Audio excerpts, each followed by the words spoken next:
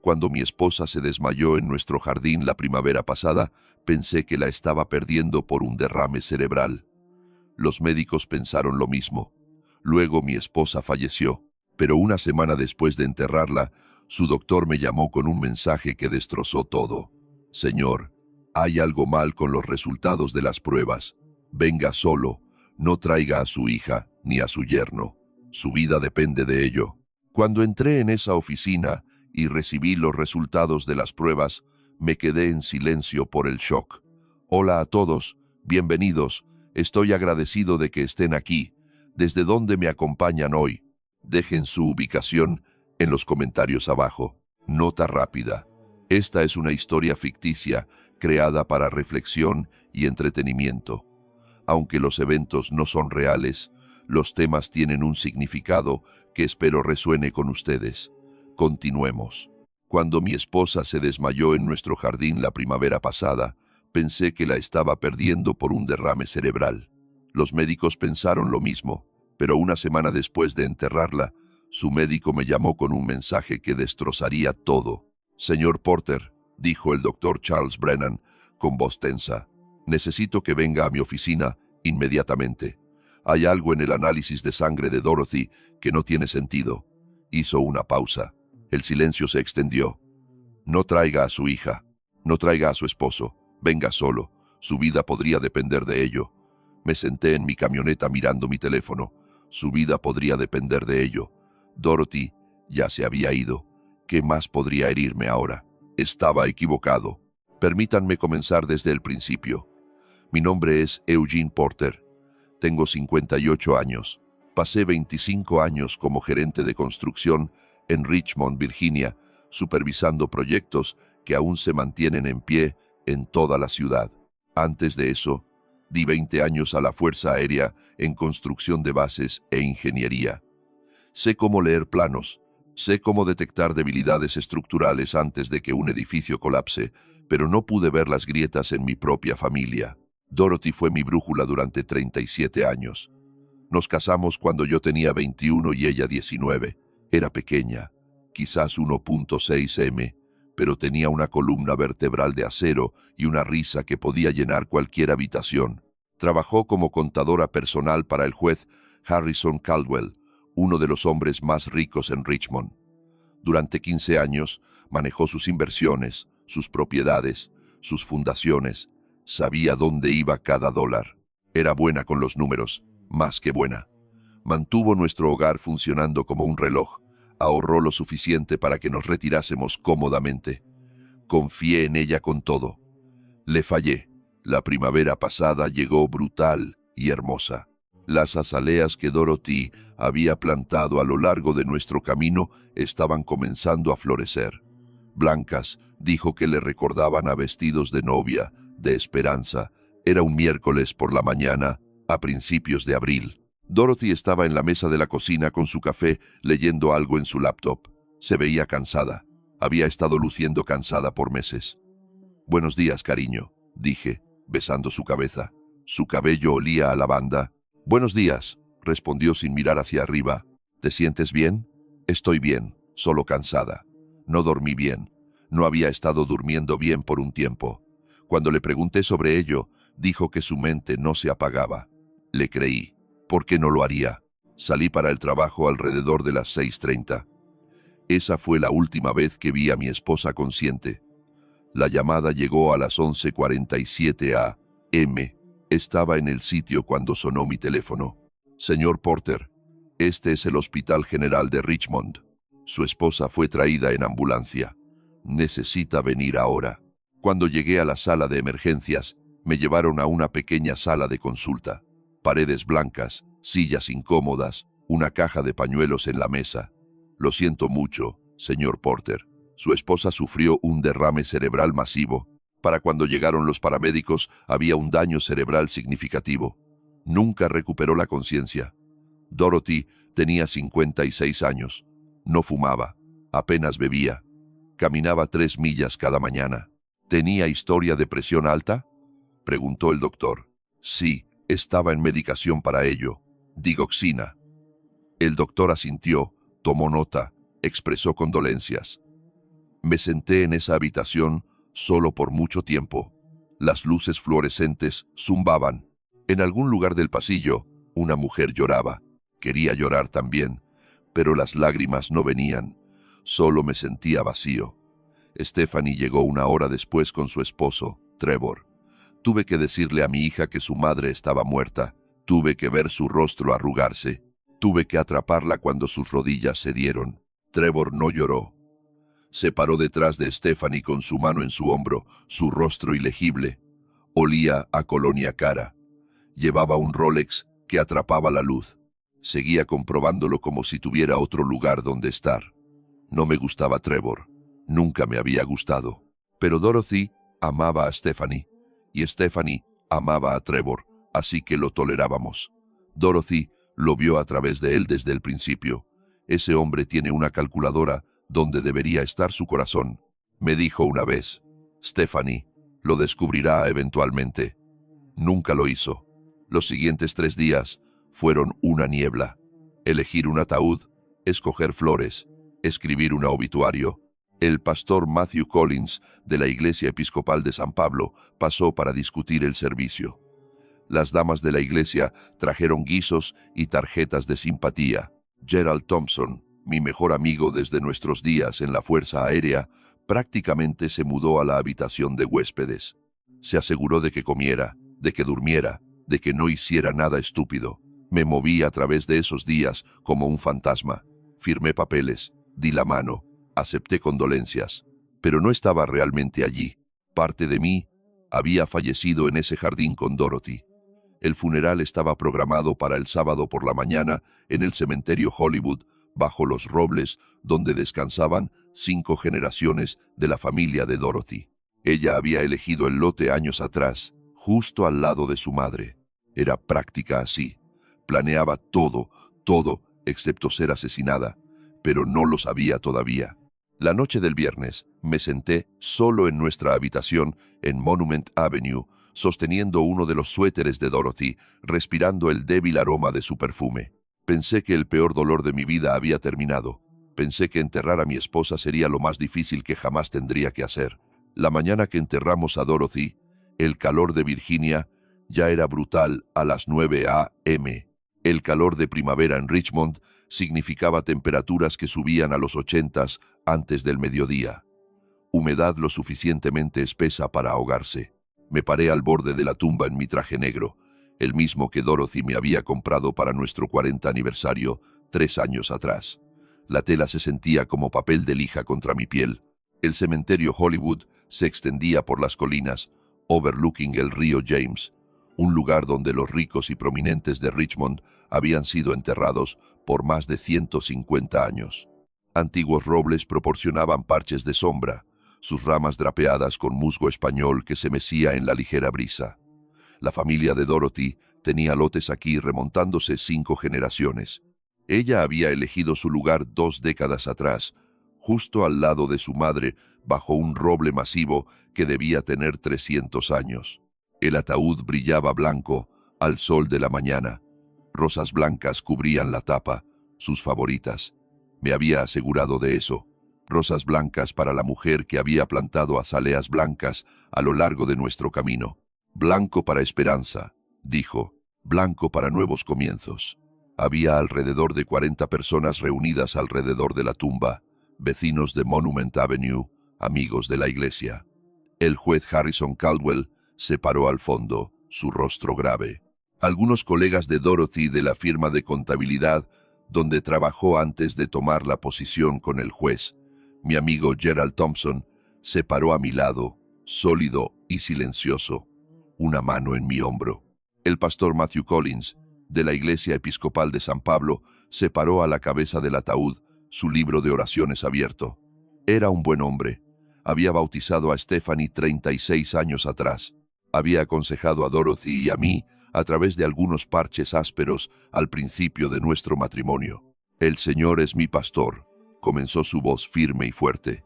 Nada me faltará, me hace yacer en verdes pastos. Había escuchado el Salmo 23 en una docena de funerales. Nunca había significado mucho para mí antes, pero parándome allí viendo cómo bajaban a mi esposa a la tierra, Las palabras se sentían diferentes, personales, crudas. Aunque ande en valle de sombra de muerte, no temeré mal alguno. No estaba tan seguro de esa parte. Estaba bastante seguro de que iba a temer todo ahora. El sonido de zapatos caros en grava hizo que varias cabezas se volvieran. No necesitaba mirar. Reconocí el ritmo de esos pasos, la forma particular en que Trevor Coleman caminaba, como si fuera dueño de cada espacio que entraba. Stephanie y Trevor llegaron 15 minutos tarde. Mi hija llevaba un vestido negro que probablemente costaba más de lo que ganaba en una semana. Gafas de sol oscuras cubrían mitad de su rostro a pesar de la sombra de los robles. Llevaba un bolso de diseñador, del tipo con un logo que gritaba dinero. Sus tacones se hundían en la tierra suave con cada paso. Trevor llevaba un traje negro a medida, camisa blanca impecable, corbata negra, pero eran los accesorios lo que llamaba mi atención. El Rolex en su muñeca atrapaba la luz del sol y lanzaba pequeñas chispas a través de los dolientes. Esa colonia, espesa y empalagosa, me alcanzó incluso desde 20 pies de distancia. Era el tipo de aroma que costaba más que mi pago de camioneta. Se deslizaron al espacio a mi lado sin una palabra. Stephanie no tocó mi brazo, no apretó mi mano, no me reconoció en absoluto. Solo se paró allí, rostro oculto detrás de esas gafas de sol oversized, mientras Trevor comprobaba su reloj. Una vez, 2 veces, 3 veces, en el lapso de 2 minutos, lo miré. Su mandíbula estaba tensa. Sudor perlaba su frente a pesar de la sombra. Sus ojos seguían darting alrededor de la reunión, como si estuviera buscando a alguien o quizás una salida. El pastor Collins continuó leyendo. Traté de enfocarme en las palabras, en la ceremonia, en decir adiós a la mujer que había amado por 37 años. Pero me distraía el hombre a mi lado, la forma en que seguía comprobando ese maldito reloj, la forma en que mi hija ni siquiera miraba el ataúd donde yacía su madre. Cuando el servicio terminó, nos movimos al salón de fellowship en la iglesia de San Pablo. El edificio estaba a solo 10 minutos del cementerio, una hermosa estructura antigua con ventanas de vidrios de colores y columnas blancas. El salón de fellowship estaba en el sótano, una gran habitación con mesas plegables y sillas de metal. La auxiliar de damas se había superado. Largas mesas cubiertas con manteles blancos sostenían suficiente comida para alimentar un ejército. Pollo frito aún caliente del freidor, verduras de collar cocidas con jamón, macarrones con queso en platos de guiso, pan de maíz cortado en cuadrados perfectos, guiso de frijoles verdes, pastel de patata dulce, pastel de libra, té dulce en dispensadores gigantes, los olores de mi infancia, los sabores de comodidad, comida que decía hogar, que decía familia, que decía el sur, pero mi estómago era un nudo de grief y algo más, algo que no podía nombrar todavía, algo que hacía que la comida oliera mal, hacía que el cháter de voces se sintiera demasiado alto, hacía que las luces fluorescentes parecieran demasiado brillantes. Me senté en una silla plegable en la esquina, aceptando condolencias. La señora Henderson de al lado apretó mi mano. Era una buena mujer, Eugene, la mejor. El señor Carlson de la calle abajo asintió.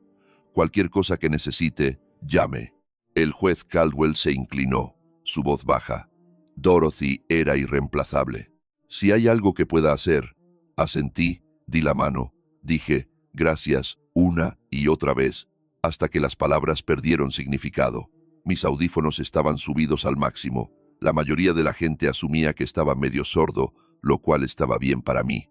La verdad era que podía controlar el volumen, subirlo para captar conversaciones a través de una habitación, bajar cuando necesitaba silencio. Ahora mismo los tenía al máximo. Así es como escuché la conversación cerca del bowl de punch, quizás 15 pies de distancia. Trevor y Stephanie se pararon con sus espaldas hacia mí, sus cabezas juntas. Para cualquiera mirando, podrían haber parecido una hija Grieving y su esposo Supportive compartiendo un momento privado, pero podía oír cada palabra. Entonces, ¿cuándo podemos entrar en la casa? La voz de Trevor era baja, urgente. Aún no, Stephanie siseó de vuelta. Tenemos que esperar hasta la lectura del testamento. ¿Cuándo es eso? El doctor Patterson dijo, la próxima semana. El abogado va la próxima semana. Trevor agarró su codo, sus dedos hundiéndose en su brazo, lo suficientemente fuerte para hacer la winch. Lo vi incluso desde a través de la habitación. No tengo hasta la próxima semana. Dominic llamó de nuevo esta mañana. No es paciente, Stephanie. No hace planes de pago. Baja la voz, espetó ella, liberando su brazo. La gente está mirando.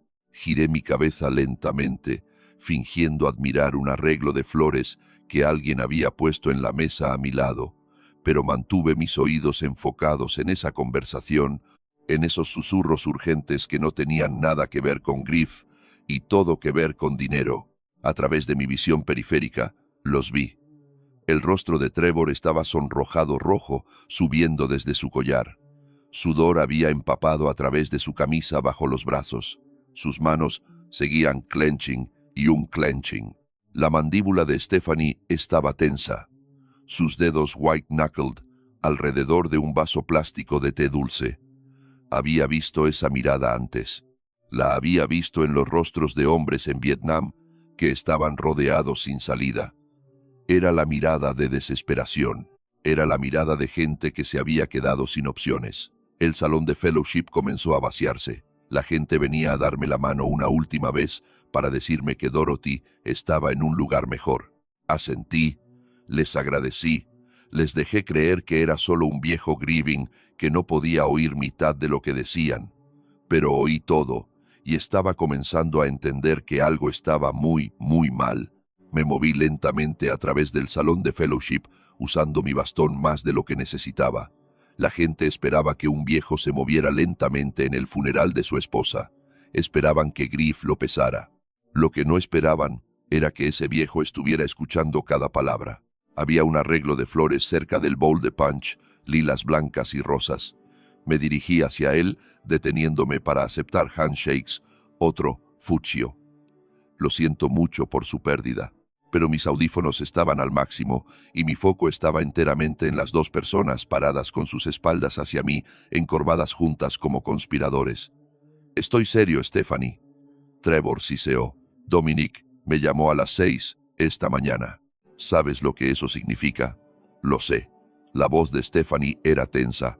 Pero la lectura del testamento es el jueves próximo. No puedo acceder a nada hasta entonces. Jueves. Eso es 10 días de distancia. El plazo es viernes. Este viernes, 5 días de ahora. Alcancé las flores. Me incliné como examinando la tarjeta. Mantuve mi rostro vuelto. ¿Cuánto quiere?, preguntó Stephanie. Todo. $560 para las 5 p.m. del viernes. $560. Eso no era deuda hipotecaria. Eso era problema de apuestas. El tipo que rompe hombres. Y si no pagas, fue muy claro. La mano de Trevor fue a sus costillas. Un gesto rápido inconsciente. Dominic no hace amenazas que no cumpla. Sus gente ya me recordó. Así que Trevor había sido golpeado. Eso explicaba la forma cuidadosa en que se había estado moviendo. Pero la casa, dijo Stephanie. La mitad de mamá vale al menos 300,000 y su seguro de vida a través de la oficina del juez Caldwell. Eso es 2.5 millones. No podemos tocar nada hasta el probate. Trevor la cortó, lo cual toma meses. Dominic no espera meses. Hay la caja fuerte, dijo Stephanie. Mamá guardaba efectivo en la casa, un fondo de emergencia, al menos 20 o 30,000.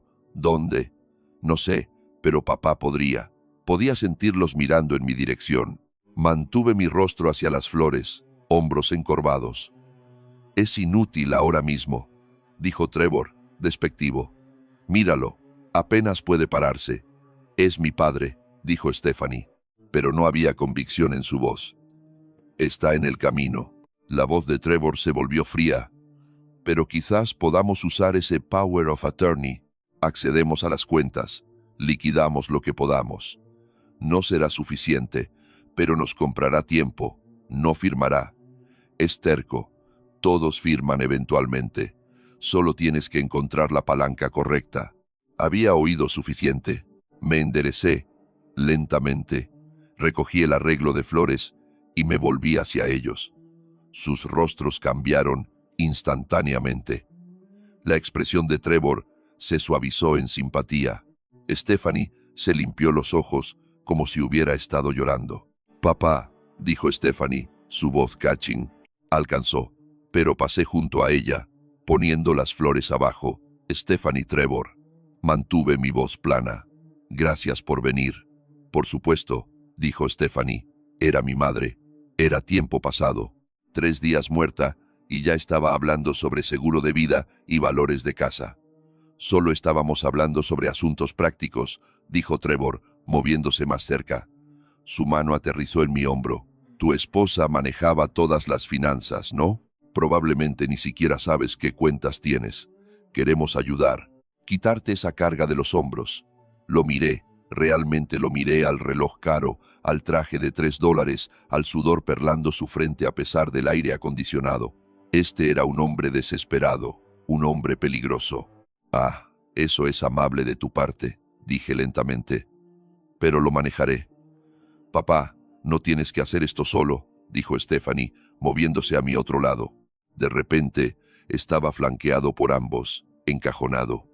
«Mamá, querría que te ayudáramos». «¿Lo haría?» La mujer que manejó las cuentas del juez Caldwell por 15 años, ¿querría que su hija y yerno pusieran sus manos en todo lo que habíamos construido? «Aprecio la preocupación, pero necesito ir a casa». «Déjanos llevarte», ofreció Trevor. «Tengo mi camioneta. No deberías conducir. Estás en shock». «No». La palabra salió más dura de lo que pretendía. Algunas personas se volvieron a mirar. «Necesito estar solo». Me volví y caminé hacia la salida, moviéndome más rápido de lo que había todo el día. Mi bastón hizo clic contra el linóleo. Detrás de mí podía oírlos hablando, sus voces subiendo antes de que alguien los shusara. El estacionamiento estaba medio vacío. Ahora subí a mi Ford F-150 de 1995 y me senté allí por un momento. Mis manos estaban temblando, no de grif, de raje, de la comprensión cristalina que mi hija y su esposo no estaban aquí para mourn, estaban aquí para escavengar. Mi teléfono zumbó, lo saqué. La pantalla estaba agrietada, pero podía leer el nombre. «Dr. Charles Brennan». Casi no contesto. Acababa de enterrar a mi esposa y descubrir que mi hija estaba circling como un buitre. Pero algo en mi gut dijo «contesta». Ese mismo instinto que me había mantenido vivo en Vietnam estaba gritándome que contestara ese teléfono. Presioné el botón verde. «Eugene». «Doctor». La voz de Brennan era diferente ahora. Esta no era una llamada de condolencia. «Necesitamos hablar, no por teléfono. ¿Puedes venir a mi oficina ahora?» «Ahora acabo de dejar el funeral de mi esposa». «Lo sé. Lo siento, pero acabo de recibir los resultados del laboratorio. El panel de toxicología completo». Mi sangre se heló y hizo una pausa. Podía oírlo respirando. Podía oír la tensión en esa respiración. «Dorothy no murió de un derrame cerebral, Eugene. Alguien la envenenó, y basado en lo que veo, tuvo que ser alguien cercano a ella, alguien que tenía acceso regular a su comida y medicación». El estacionamiento giró alrededor de mí. Agarré el volante. «Estoy en camino». Colgué. Arranqué la camioneta, y mientras salía del estacionamiento, miré en mi espejo retrovisor. Trevor y Stephanie estaban parados en la entrada de la iglesia, mirándome irme. Subí a mi camioneta, agarrando el volante. Mi teléfono zumbó.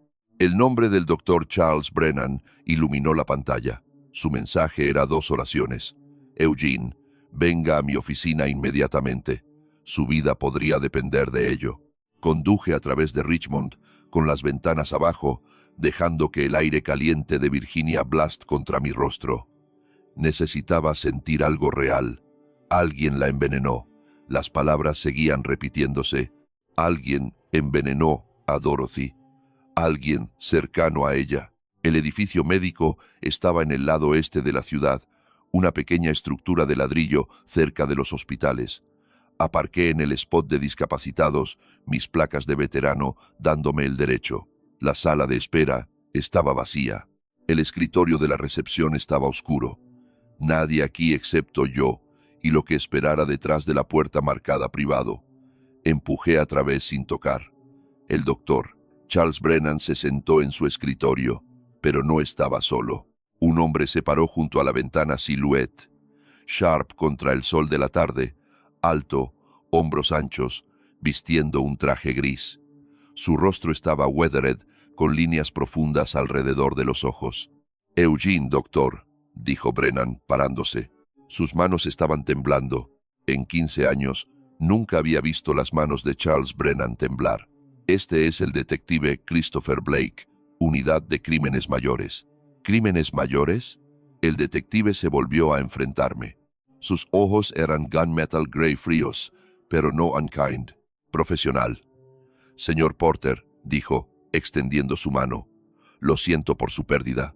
Lo siento aún más por lo que estoy a punto de decirle». Le di la mano. «Dígame».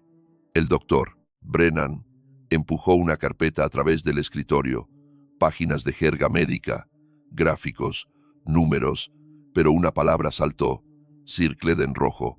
«Digoxina». Dorothy estaba en digoxina. «Dije que la prescribiste». «Lo hice», dijo el doctor Brennan 2 años atrás, para su presión alta. Es un glucósido cardíaco, una medicación para el corazón que ayuda a regular el ritmo cardíaco y bajar la presión sanguínea. Muy común, muy segura cuando se toma correctamente. Sacó otra hoja. Prescribí 0,25 miligramos una vez al día. Esa es la dosis de mantenimiento estándar. Entonces, ¿cuál es el problema? El detective Blake dio un paso adelante. Apuntó al reporte de toxicología. «Este número aquí, este es el rango terapéutico para digoxina en la sangre. 0,5 a 2 nanogramos por mililitro. Esa es la zona segura, la zona efectiva». Golpeó otro número circled en rojo, y esto es lo que estaba en la sangre de Dorothy cuando falleció. 8,3. Leí 8,3 nanogramos por mililitro. Blake dijo 4 a 5 veces más alto que los niveles terapéuticos. A esas concentraciones, la digoxina se convierte en veneno. La habitación se sintió fría a pesar del calor de Virginia afuera. «Eso es suficiente para sí, doctor», dijo Brennan quietamente. «A esos niveles, digoxina causa arritmias cardíacas severas. El corazón pierde su capacidad para bombear efectivamente. Pero antes de que eso suceda, imita otras condiciones. Confusión, náuseas, fatiga extrema, habla arrastrada, pérdida de coordinación. Pensé sobre los últimos 6 meses. Dorothy tropezando en la cocina, agarrando el counter para soporte, no recordando qué día era, quejándose de un sabor amargo en su boca. Lo culpé a la edad, al estrés. Los síntomas eran intermitentes, dije lentamente, porque no le dieron una dosis masiva. Blake dijo, alguien la estaba envenenando lentamente, un poco a la vez, sostenido por meses, destinado a parecer declive natural como un derrame cerebral. ¿Cuánto tiempo? Basado en registros médicos, Dorothy comenzó a quejarse de confusión y debilidad. En febrero, dijo el doctor. Brennan vino 3 veces entre entonces y abril. Hice pruebas estándar, presión sanguínea, colesterol, glucosa, todo parecía normal, excepto sus niveles de digoxina estaban ligeramente elevados, pero no peligrosamente. Lo atribuí a su cuerpo, ajustándose a la medicación. ¿No sospechaste envenenamiento? No. Su voz se quebró. Debería haberlo, pero los síntomas eran consistentes con hipertensión, estrés, edad. Prescribí un sedante suave. Le dije que descansara más, que bebiera té en lugar de café. Puso su cabeza en sus manos. Le dije que bebiera más té. El envenenamiento por digoxina es extremadamente difícil de diagnosticar, dijo Blake. Los síntomas se superponen con docenas de otras condiciones. Presión alta, ansiedad, demencia temprana. Es por eso que la digoxina ha sido usada como arma de asesinato por más de 200 años. Se esconde a simple vista. Arma de asesinato. Las palabras golpearon como un golpe físico. ¿Quién?, pregunté. Blake miró al doctor Brennan. Ninguno quería decirlo. Eugene, dijo el doctor Brennan cuidadosamente. Dorothy vino a verme un mes antes de que perdiera el 20 de marzo. No sobre su salud, sobre algo más. Estaba preocupada por dinero, discrepancias en sus cuentas personales, grandes retiros que no autorizó. Mi sangre se heló. ¿Cuánto? Durante 2 años, casi $500 habían sido retirados o transferidos de sus cuentas. Algunos de sus ahorros conjuntos, la mayoría de su cuenta de inversión personal, la herencia de su padre, 500, 0, 0, 0. Ella rastreó las transacciones. Los formularios de autorización tenían su firma en ellos, pero Dorothy conocía su propia firma. Estas eran falsificaciones. ¿Quién? Las manos del doctor. Brennan se apretaron en el escritorio. Reconoció la escritura. Era de Stephanie. La habitación se inclinó. Agarré el borde del escritorio. No, Stephanie no lo haría. Dorothy estaba reuniendo evidencia, dijo el doctor Brennan gentilmente. Estados de banco, copias de los documentos falsificados. Contactó al juez Harrison Caldwell 3 semanas antes de que perdiera. Estaba planeando presentar cargos criminales, malversación, fraude, falsificación, pero alguien se enteró, dijo Blake. ¿No es así? Miré el reporte de toxicología, a los números en rojo. Digoxina 8, 3, 4 a 5 veces la dosis terapéutica. La póliza de seguro de vida a través de la oficina del juez Caldwell te lista como beneficiario primario. Blake continuó, $2, 5 millones. Pero Stephanie está listada como beneficiario secundario. Si tuvieras que fallecer o ser declarado legalmente incompetente, ella hereda todo, la casa, los ahorros, el dinero del seguro, $2, 5 millones. Eso es suficiente para pagar cualquier deuda, dijo Blake quietly. Suficiente para desaparecer y comenzar de nuevo. Pensé sobre el funeral, Trevor comprobando su Rolex, Stephanie en su teléfono, la conversación susurrada cerca del bowl de punch. $560 por el viernes. Trevor tiene deudas de apuestas, dije. Mi voz sonaba distante. Los oí en la iglesia después del funeral. A $560 a Wed, a alguien llamado Dominic. Lo necesitan por el viernes. O paré. Necesitan acceder a las cuentas de Dorothy. Quieren que firme un power of attorney. Los ojos de Blake se agudizaron. ¿Qué más oíste? ¿Que estoy confundido? ¿Que estoy en el camino? ¿Que necesitan moverse rápidamente? Blake y Brennan intercambiaron una larga mirada. Señor Porter, dijo Blake cuidadosamente, ¿se siente seguro en su hogar ahora mismo? Pensé sobre las manos de Trevor. Grandes, fuertes, la forma en que se había posicionado entre mí y la puerta en el salón de fellowship. Sobre el cálculo frío de Stephanie cuando pensaba que no estaba mirando. No, admití. El detective Blake metió la mano en su chaqueta y sacó una pequeña bolsa de evidencia. Dentro había algo que parecía una grabadora de voz, apenas más grande que un encendedor. Señor Porter, dijo quietly, su voz pesada con algo entre simpatía y acero. Necesitamos hablar sobre su hija. El detective Blake esparció los recibos de farmacia a través del escritorio del doctor Brennan como una mano de póker, revelando el tel de un asesino. CVS Pharmacy en West Broad Street, Walgreens en Patterson Avenue, Rite Aid en Henrico County. Su dedo se movió de recibo a recibo, 7 recargas de la prescripción de digoxina de Dorothy en 6 meses. 3 farmacias diferentes, todas bajo el nombre de Stephanie Coleman. Miré los papeles. Las fechas saltaban a mí. Febrero, marzo, abril, mayo. Los meses en que Dorothy había estado muriendo.